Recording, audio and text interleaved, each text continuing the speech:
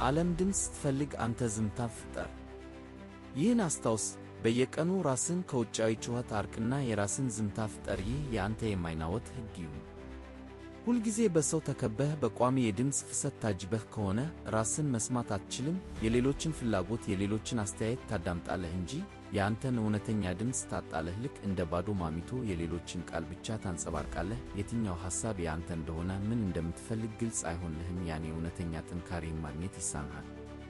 ግን ብቻህን ስትሆን፣ ምንም የሚያስረብሽ ነገር ሳይኖር አንተና ሐሳብህ ብቻ ስትሆኑ፣ ያኔ ራስን ታገኛለህ። ውስጣዊ ድምፅህን በግልጽ ትሰማለህ። ጥንካሬህን ከውስጥህ ትቀዳለህ። የውሳኔ ኃይልህን ትገነባለህ። የምትፈልገውንና የማትፈልገውን በደንብ ትለያለህ። ይህ የራስን መንገድ የመፈለግ፣ የራስን እውነት የማወቅና የራስን ሕይወት የመምራት ሂደት ነው። ይህ ብቻህን የምትገነባው የማይናወጥ መሠረት ነው። ብዙዎች የሚሸሹት ይህን ዝምታ ነው። ከራሳቸው ጋር መጋፈጥን ስለሚፈሩ፣ ጭንቀትን ለማምለጥ ሲሉ ወደ ጫጫታው ይሸሻሉ። አንተ ግን ዝምታን ፍለጋህ አድርገው። በዝምታ ውስጥ ነው